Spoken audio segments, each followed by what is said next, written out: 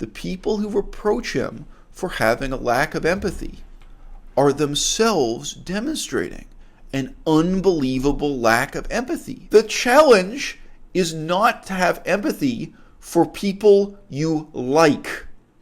The challenge is precisely to have empathy for the people you dislike. It's not hard to have empathy for someone who's your friend, who you support, who you agree with, who you consider to be morally good. Precisely what's challenging is to have empathy for someone who you consider a bit bad, a bit strange, a bit morally wrong, a bit compromised. That what's difficult precisely is having empathy for your enemies. A few years ago, Heidi asked me if we could be in an open polyamorous marriage. Not just infidelity, but infidelity with mutual friend that everyone knew, that you went to LA to hang out and be featured on Game Grumps, and then you turn around and have sex with the wife of one of those people. Commander Holly, who is Ross from Game Grumps' ex-wife, which was like the other kind of layer there. That's some narcissistic sociopathy. And that's the nicest way I can put it. A few years ago, Heidi asked me if we could be in an open polyamorous marriage. I recognize now that this request and my willingness to go along with it was an unhealthy attempt to solve deeper issues that had developed within our marriage. Heidi has taken several casual partners and has been in more serious relationships with another partner since 2017. Whether done to make her own actions feel justified or because she genuinely believed it would help me build self-esteem, Heidi suggested that I also engage with other women. Heidi encouraged me to tell Holly that I was developing feelings for her, but when I did, things changed with Heidi. She became angry and vindictive and did not want me to see or speak with Holly anymore. She called me a cheater and claimed that I was destroying our marriage because of my affair, even though she continued to have other relationships with other partners. I saw the change in him, or maybe that's all how he always was, where he just forgot about the friends he knew because, well, I'm bigger than you now, guys, so why would I talk to you? And I've seen that with a couple of YouTubers. I bring him up as an example, and there's one more I don't want to talk about right now that I definitely saw that in. So the type of person that does that, in my opinion, is a little bit narcissistic, at least, that you can forget about people like they're nothing, and maybe slightly sociopathic, that they think they can use people until they can't anymore. They get away with it. I never wanted to destroy our marriage, and I spent months after that doing what I could to repair it through couples therapy and extensive individual therapy. Those close to me have witnessed Heidi's behavior towards me on many occasions and have begged me to leave for some time. I was many things during this time, including embarrassed, scared, and broken, but I was never the abuser. I made several attempts to leave starting in October of 2018, but each time she refused to let it happen, threatening to destroy my career and to harm others if I left. My career. Despite all of this, I tried to end things amicably. I helped Heidi find a new place to live and paid the initial deposit. I bought her car to facilitate her independence. I formally filed for divorce on May 13th, 2019, and have instructed my attorneys to make sure she receives her fair share of what I earned while we were together. So when I see someone get outed for doing bad behavior, not just infidelity, but infidelity with mutual friend, that everyone knew, that you went to LA to hang out and be featured on Game Grumps, and then you turn around and have sex with the wife of one of those people, that's some narcissistic sociopathy. And that's the nicest way I can put it. I was just listening to the news about this in the background while buying airplane tickets. Buying airplane tickets can be quite a time-consuming activity for me. And what I had already concluded, reading between the lines, is now stated on the lines. ProJared wasn't cheating on his wife. It's now been very explicitly stated that they had an open relationship, that he did sleep with other people, that she slept with other people also, that at the time of their divorce, he wanted to get divorced and she did not, and that she threatened if he left her, she would destroy his career, which is now exactly what she's attempted to do. He filed divorce paperwork, and she retaliated against him and tried to destroy him as best she could. Now, there are two things here I find a little bit interesting to comment on. Number one is the willingness of people to just believe text made up on the internet with absolutely nothing to back it up, as if human beings are not capable of lying when they're sitting at a keyboard. I had an interview with a quote-unquote legitimate journalist, someone who had a degree from a major American university in journalism, who was working for Gawker Media. Gawker Media was put out of business because they defamed professional wrestler Hulk Hogan. True story, Google it. But at that time, this was in the last couple of months when Gawker Media was in business, they got in touch with me and interviewed me about ultimately a sex scandal that involves me. And the interview's online, you can hear it. And at one point, she asked me, she really didn't do much thinking in advance of the interview. She said, oh, well, so this story that was made up about you, having love affairs with these various women, so where did he get that? Like, what was his source? Where did he get that? And the answer is simply, he made it up. The interview doesn't really have anywhere to go from there. It really seemed like the journalist had not thought through the possibility that human beings can just make things up. And it's a pretty fundamental part of life on Earth. Now, there were various things about the story made up about me that were really easily falsifiable. Like even just looking at how the story changed when he kept moving the goalposts, he kept changing the story. I've pointed out many times that when he first made up the story, he had me, he was the person who was blacking him. He alleged that I was having a love affair with one young woman who lived in Germany and another who lived in Scotland simultaneously while I was living on the west coast of Canada. And I'd never met either of those women face to face. And also both of the women said nothing of the kind had ever happened and that I had never even sent them inappropriate emails.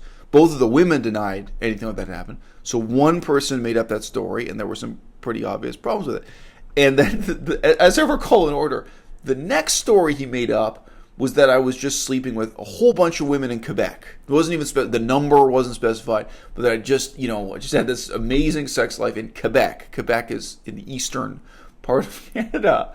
In my whole life, I've only spent a couple of days in Quebec. I hadn't been in Quebec for years and years and years. And I was living on the west coast of Canada, which is really very far away. There were these kinds of obvious problems. But I got to see firsthand just how willing people were. They had no particular agenda. They had no particular reason to hate me.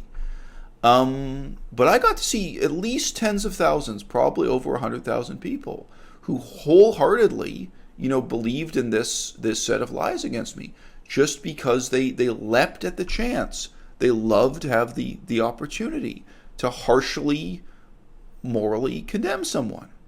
Now, even if your position is that you think open relationships are evil, that's maybe a more interesting thing to meditate on. Like ProJared's story, I think it is a sad story a lot of people have heard before, because he also says they were in therapy, they were trying to make the relationship work, and it wasn't working. He makes it sound as if their transition from being monogamous to being an open relationship was kind of part of a downward spiral for the relationship, rather than being part of how the relationship was thought of off the bat. I don't know that. That just seems to be the way it was described. Okay, that's a sad story. There's maybe something to talk about there, something to reflect on there. There were some lessons to learn from that. But if you're going to reflect on that, if you were going to reflect on what's come out about this guy's marriage, the harsh moral tone of claiming that he's a sociopath, claiming that he's a narcissist, that's a really sad, really sick response to this. And, there are other lessons to be learned from it too. I mean, again, I assume even the woman he's divorcing, she'll probably calm down later and have a different perspective on all this.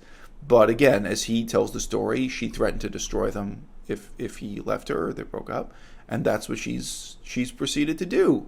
And you see just how many willing participants there were. Different people with different petty resentments against him. Where he just forgot about the friends he knew because, well, I'm bigger than you now, guys, so why would I talk to you? Oh, well, he used to be friendly with me before he got famous, and there was the famous. This is the saddest and strangest thing I wanted to mention in this video. The people who reproach this guy for so-called narcissism and as being a sociopath, etc., the people who reproach him for having a lack of empathy are themselves demonstrating an unbelievable lack of empathy. Empathy and lack of empathy. It's this kind of weird excuse. What we normally deal with is people having selective empathy. They have empathy for one side only. Like they have empathy for his wife and not for him. They demand others have empathy for them, and they don't make any effort to have empathy for the other person. I don't think it's hard at all to empathize with the situation ProJared just went through. And again, do I have to spell this out for you? The challenge is not to have empathy for people you like. The challenge is precisely to have empathy for the people you dislike. It's not hard to have empathy for someone who's your friend, who you support, who you agree with, who you consider to be morally good. Precisely what's challenging is to have empathy for someone who you consider a bit bad, a bit strange, a bit morally wrong, a bit compromised. That what's difficult precisely is having empathy for your enemies and not coming out swinging. Anyway, look, again, my first video on this topic was called Don't Hate ProJared, Hate Yourselves. I've never understood this 21st century culture of the apology, of wanting to make yourself out to be the victim in every situation. That's what ProJared has been doing. Chris Brown and so many others. So Chris Brown, this many years ago, 10 years ago, beat his girlfriend. And his response to this was to try to portray himself as a kind of weak victim and so on. I really don't get it. I think ProJared was in a position where he could have just come out and said, look, I am not Big Bird. I am not the Cookie Monster. I've never pretended to be something I'm not. Again, there are things I criticize about it. I think this whole thing of sending people nude photos is bullshit. I think people should have real relationships, whether they're fully clothed or naked. I think it's really important in the age of the internet to tell people, no, decide if you're attracted to someone based on seeing them face to face and getting to know their personality. And, in real life, you'll find yourself attracted to people that you wouldn't find attractive in a photograph. And on the other hand, a photograph can be very misleading. You find a photograph can look beautiful, and that's not who the person really is. That's not the chemistry. I think it's really important for people to cultivate real relationships. And, in your whole life, maybe you're only going to have 10 real relationships. Maybe you're only going to have 5.